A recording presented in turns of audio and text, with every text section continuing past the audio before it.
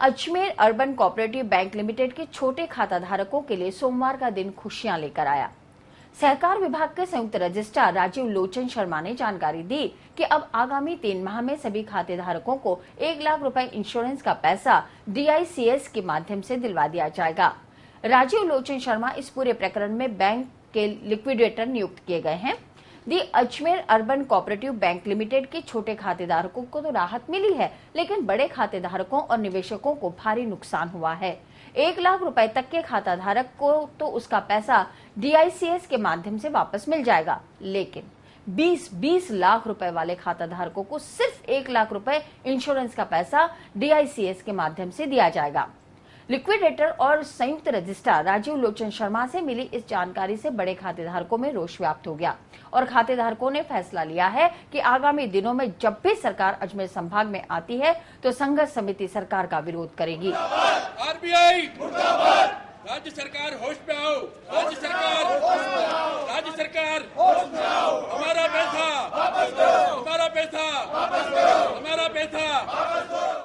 अधिकारी पे विश्वास है। शुरू से जब से इन्होंने ज्वाइन किया, हमें सपोर्ट करने का कहा है और नंबर भी है, लोगों के प्रति चिंतित भी है।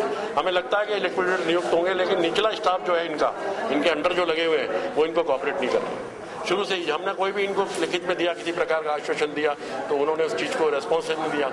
ये तो रेस्पॉन्स देते हैं, अब आगे जैसे हमने इनको प्रक्रिया को अपनाने के लिए कहा, उसको अडॉप्ट करेंगे ही तो लोगों का हित होगा।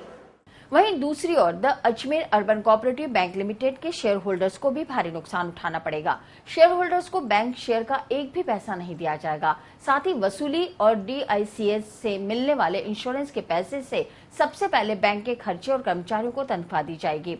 वहीं विभाग के सहकार अधिकारी और सहकार विभाग के इंस्पेक्टर अब बैंक के पूर्व प्रबंधक और प्रशासकों से वसूली करेंगे। उनके मकान खाली कराकर उसका बेचान किया जाएगा। शर्मा ने बताया कि वसूली की कार्रवाई अगले 2 हफ्ते में शुरू कर दी जाएगी। वसूली करने के लिए सहकार विभाग पुलिस प्रशासन से अतिरिक्त जाब्ते की भी मांग कर रहा है।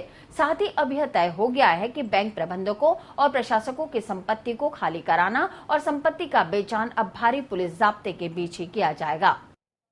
लिक्विडेशन के लिए आज हम एक विज्ञप्ति जारी करेंगे अपने कोऑपरेटिव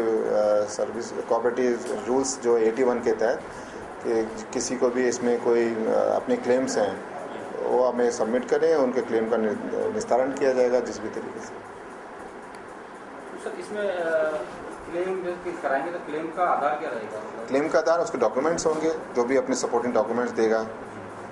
लेकिन जो हमारे जिनके खाताधारक हैं उन खाताधारक को क्लेम की जरूरत नहीं, क्योंकि उनके डिटेल्स हमारे पास मौजूद हैं। उसी के आधार पर हम उनको कुछ जानकारी इस तरह की आएगी जो खातेदार आपको उपलब्ध है डाटा, लेकिन वो गलत है, गलत से मतलब लोगों ने KYC नहीं है उनकी, तो उनका पेमेंट करते समय KYC नॉर्म्स को अडॉप्ट करेंगे। उन्होंने जो पैसा है, जो मेरी मोटी जानकारी के हिसाब से करीब 20 करोड़ रुपए प्रशासक लगाया, उसके बाद से 20 करोड़ रुपए वसूली हुई है इस बैंक के अंदर।